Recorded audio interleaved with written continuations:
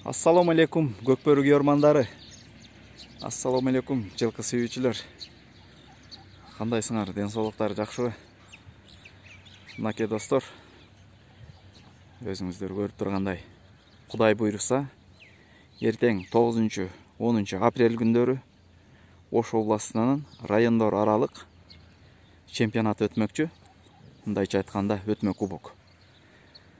Бизге жеткен маалыматтарга караганда, ойын 2 күн болот. Анан группалык болобу, кандай болот? Бүгүн жеребивке болот деп атат. Кудай буйруса бүгүн кечинде чүчү кулакты дагы тартканга аракет кылабыз. Уюштуруучу өкүлдөр келсе, алар менен сүйлөшөбүз. Кандай тартипте өтөт? Кандай өтөт? Канча команда катышат? Кудай буйруса. Мынакей азыр бул жакта. Бул достор Ош шаары, Төлөйкөн ат майданы. Азыр биз ат майданга барабыз. Ат майданга барып полияны тартабыз, казандарды тартабыз, трибунаны тартабыз. Мындайча айтканда, бир сыйра үстүрттөн таанышып өтөбүз, Кудай буйруса.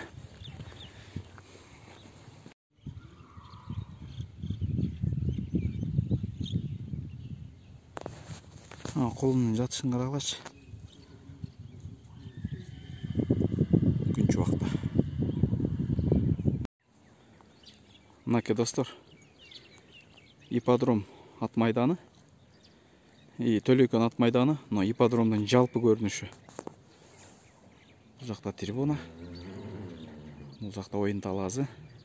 Мынакей бул жакта оюн талаазы. Мынакей көрүнүп атабы, көрүнбөй атабы?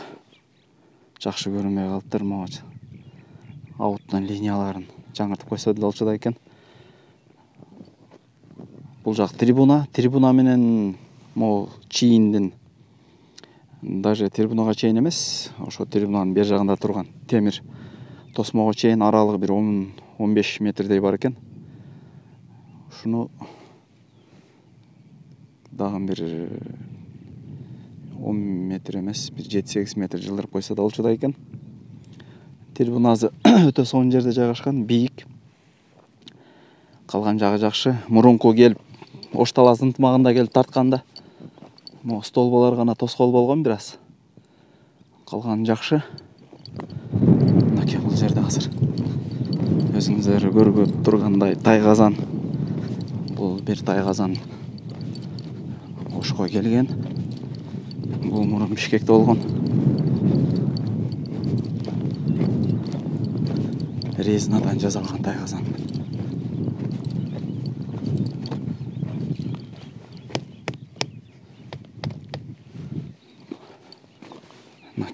Өткөндө комментарийде бир жигит жазып аткан, ушул Тайгазандын ортосун тешип койсо болбойбу?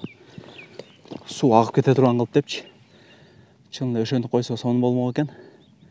Себеби бая кече жакын эле Чүй областынын чемпионаты болгондо дагы ичине суу баткак толуп калып, балдар казанга секиргенде суу болуп чыгып атты да ичиненчи.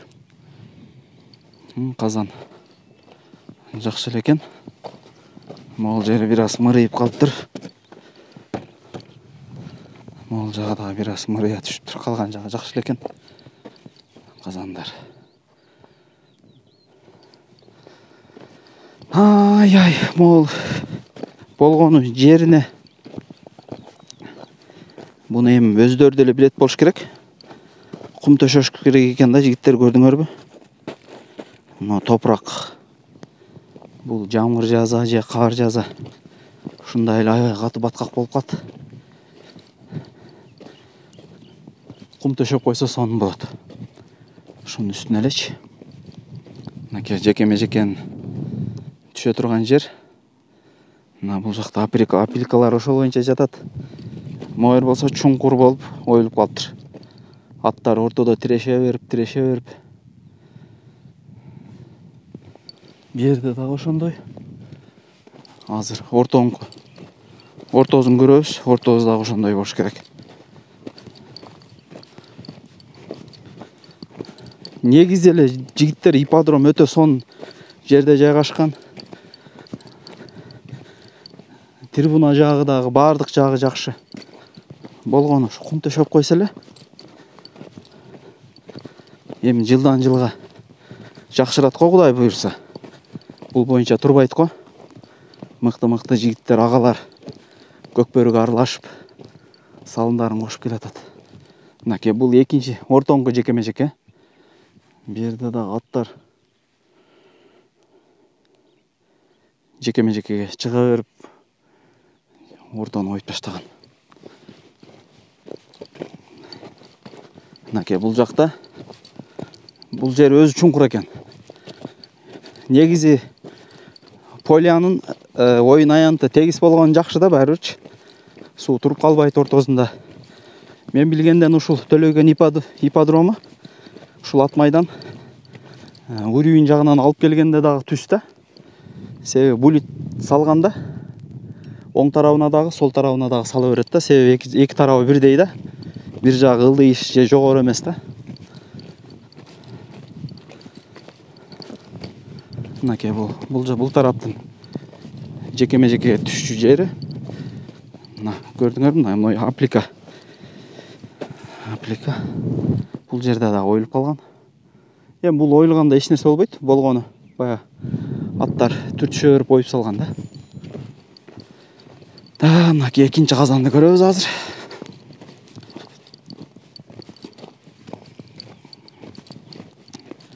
Экинчи казан.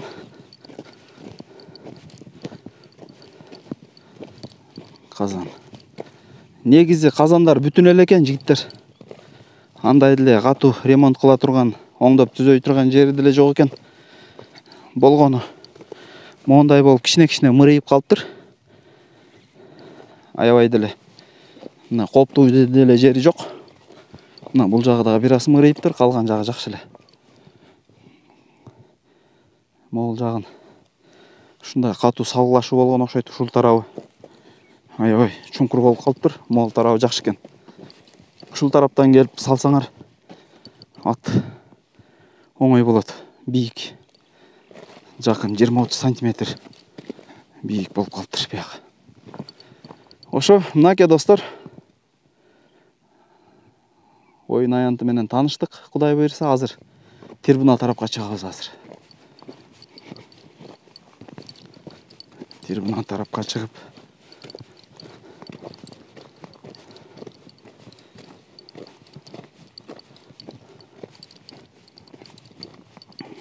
берде өтө чоң республикалык деңгээлде өткөрсө дагы болот. Бул ат майдандачы стандартка жооп берет бардык жагы. Мынакей трибунаны көрдүңөрбү? Эгерде трибунага батпай калса, трибунанын артындагы дөңсөлөргө чыгып алып көрсө дагы болот. Калп айтпасам, Аккул ат майданынан дагы бир аз ээн жагынан чоңурактай да булчу. Ендүүлүгүчү. Мынакей бул жакка чейин кеткен. Тияга чейин кеткен. Азыр трибуна жакка чыгабыз. Эшиги каягында болду экен. Эшиги жабык экен. Бысмылла деп тешиктен өтүп кете берет окшойбуз, а?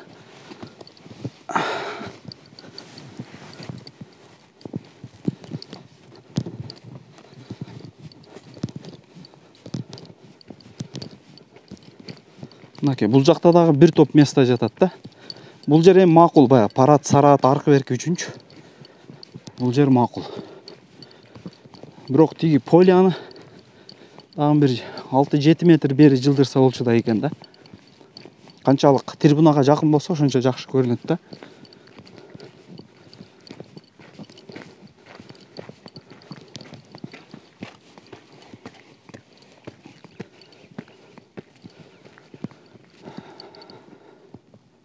Мынакей.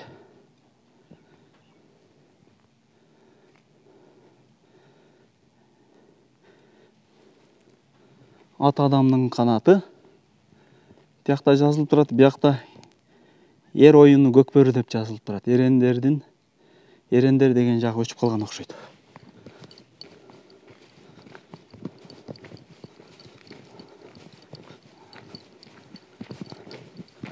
Азыр жогорудагы трибунасына чыгалычы. Бая биз мурунку келгенде ошол жагына чыгып татканбыз да.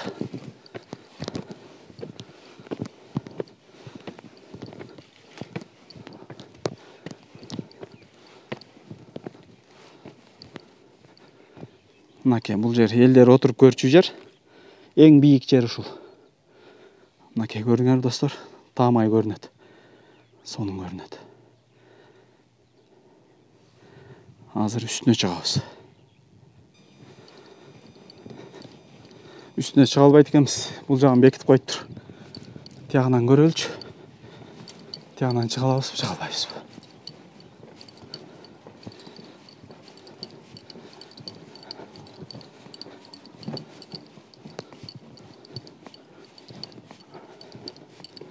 Оюндарды күчөтүш керек. Бул жакты дагы катуу колго алып, негизи көк бөрүнү. Эми биздин улактын түрү көп, бирок баары бир көк бөрүнү өнүктүрүш керек. Не дегенде бул эрежелүү оюн. Бул олимпиадалык оюн. Бара-бара эл аралык оюндарга айланат, Кудай буйрса. Биягында чыкчу жагы жок экен. Так, мынакей достор, анда кандай дейсиңер? Таанышып бүттүк да. Кудай буйрса, эртеңден баштап ушул жерде оюндар башталат. Келип оюн көрүп кетиңиздер. Командаларды кубаттап, колдоп. Командалар боюнча кечке чейин дагы бир маалымат беребиз, Кудай буйрса.